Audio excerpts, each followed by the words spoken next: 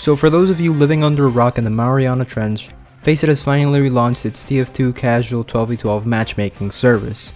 If you don't know what FACEIT is an organization that has casual and competitive matchmaking services for a variety of games including CSGO, PUBG, Rainbow Six Siege, League of Legends, Dota, and most recently, Team Fortress 2. Now if you're familiar with FACEIT, it's probably for one of two reasons. Either you play the other games that they support, or you have been part of the TF2 competitive scene for quite a few years now. And that's because this isn't the first time FACEIT has supported TF2. FACEIT has actually tried to make its own competitive league back in 2016, but it didn't quite work out so well. So if they failed with TF2, why are they trying again? What possible reason could they have? If only there was a crisis in which official matchmaking would become an overall bad experience, forcing players to seek out alternatives. Oh. So I'm making this video detailing my experience with FACEIT thus far, and listing some of its advantages and disadvantages compared to other ways of playing Team Fortress 2. Keep in mind that most of the points I make in this video may or may not be rendered obsolete in the future. It all depends what FACEIT decides to do with the service later down the line. This is just my own opinion on its current state. So without further ado, let's talk about FACEIT 12v12.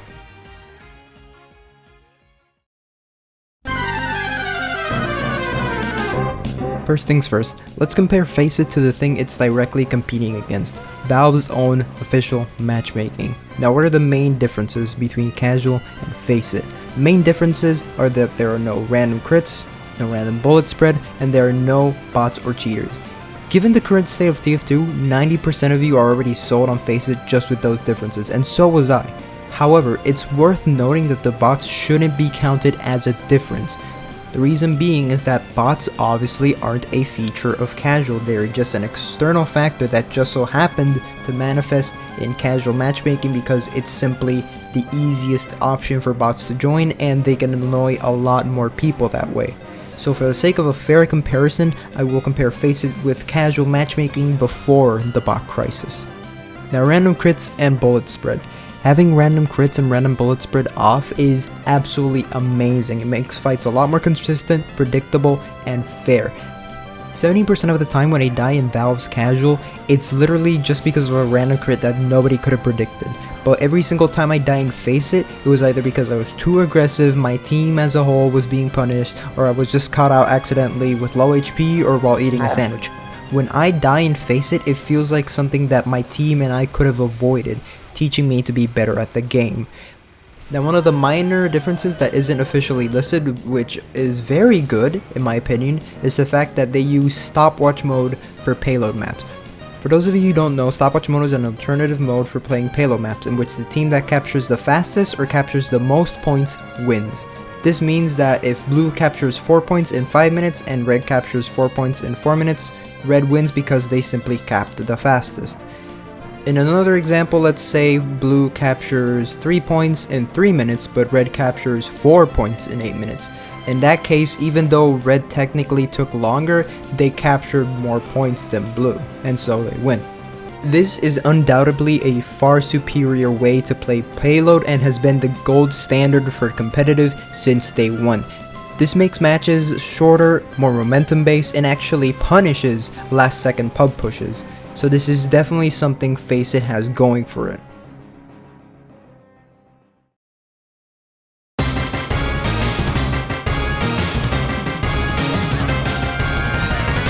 Now FACEIT is actually fortunate because there isn't really a service like it for casual matchmaking. There are plenty of other services like it, but for competitive. There's TF2 Center, RGL Pugs, HighlanderPugs.tf, PugChamp.gg, and even dedicated Discord servers.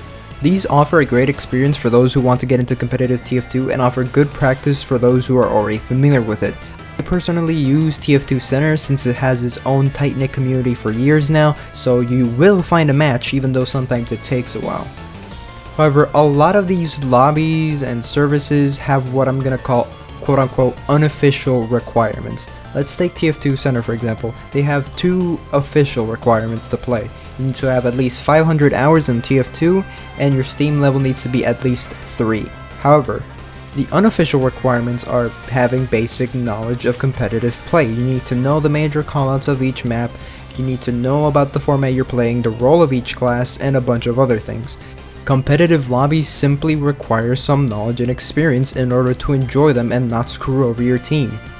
FACEIT doesn't have this problem at all. You don't have to learn the callouts, you don't have to learn the roles, you don't even have to know what each weapon does. All you need to know is that you must kill. However, I have a slight issue with this. I'll explain it with a line that measures how casual or competitive a certain way of playing TF2 is. On the far end of the casual side, there's obviously official Valve matchmaking. And on the far end of the competitive side, there are the various Team Fortress 2 leagues such as RGL, UGC, ETF2L, Aussie Fortress, etc, etc, etc. If I were to put competitive lobbies such as TF2 Center, I would put them around here. And I will put FACEIT around here. The problem is that there's still a pretty big gap from FACEIT to competitive lobbies.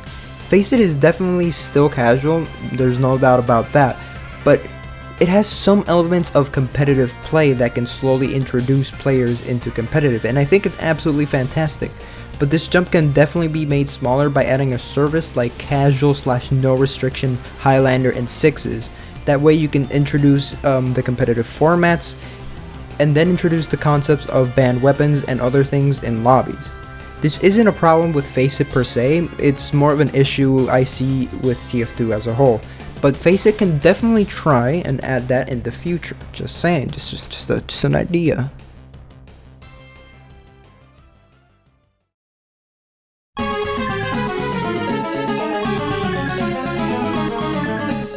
Okay, now this is the part of the video where my own opinion comes in.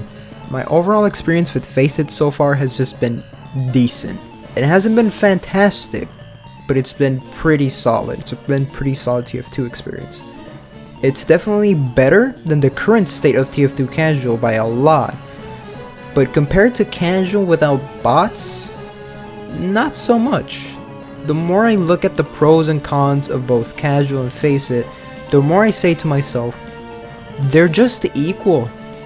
Now you may think that I'm insane, but I have my reasons to think this. Right now, the two major problems affecting FACEIT right now, in my opinion, are unbalanced matchmaking and class stacking. I will admit that these are issues that also plague Valve casual, but nowhere near as badly as FACEIT. In FACEIT, I've barely had any close matches. Like, every match has either been an absolutely disgusting steamroll, or it's been close, but only because I've been carrying the fuck out of my team. But I still ultimately lose. The matchmaking is so unbalanced that I've had more balanced experiences in TF2 Center, which by the way has no balancing whatsoever.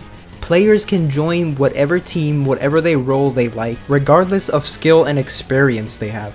This means that one team can have an invite level sniper with 10,000 hours on the game, while the other team can have a 600-hour sniper, and the match is still fucking fair and balanced.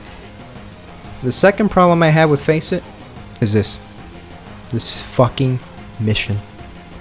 Now I get it. I get what you're doing. You're encouraging more people to play medic, and I get it. But you're encouraging way too much. I literally had a FACEIT payload match in which I was defending, and the enemy team had like 5 stock Uber medics. As soon as the gates opened, they just pushed all at once with each medic with their own pocket demo, soldier, or heavy, and they just took us all out at once. And the problem is, we couldn't counter this at all. We only had one medic, so we couldn't really counter with an Uber. And then the problem is that we couldn't really run away. Why? Because all the classes they were Ubering were mobile classes. So yeah, we were just fucked. And this doesn't just apply to medics, by the way. This applies to any class in the game. I had another match where the team had like 7 heavies. 7. To make matters worse, it was a King of the Hill map, a game mode that doesn't give strategic positioning advantages to certain teams and classes to avoid shit like this. We literally had to resort to running 3 to 4 vaccinator medics 24/7 just to survive.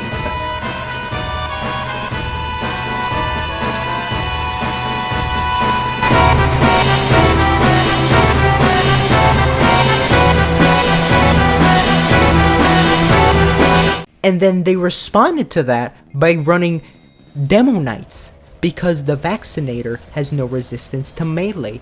This was literally the worst match I've had in a while. And yes, this is also a problem affecting Valve Casual, but the thing is, whenever class stacking occurs, most of the time it's gonna be classes that are just absolutely horrible to stack, like Sniper and Spy.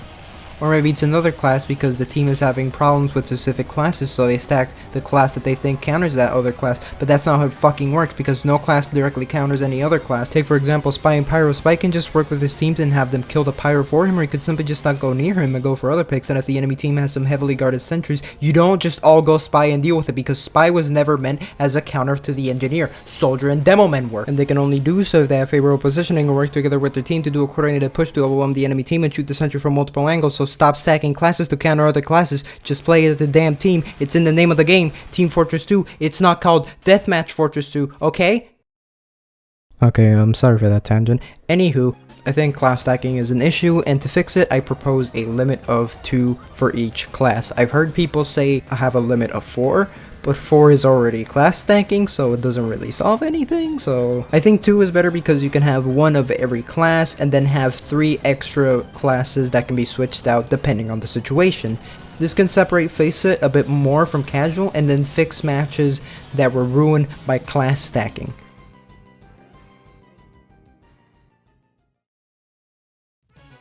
So that's really all I have to say about FACEIT. In conclusion, I think it's a pretty okay service. It has plenty of potential, but with some big wrinkles that need to be ironed out, definitely. But these problems can be very easily fixed. Like, all these issues combined shouldn't take them like more than a day or two to fix. And I definitely think that FACEIT is worth trying out. Even if you prefer Valve Casual, even if you dislike FACEIT, I still think you should try the service out and play. By playing FACEIT, we're basically telling Valve, hey, you're doing a piss poor job with your game, that your own matchmaking, the normal way to play the game, is so unplayable and bad that a third party had to invest the fucking money to fix your shit just so that its own players can play the game properly. We have to remember, actions speak louder than words, and hopefully they're loud enough for Valve to fucking listen for once.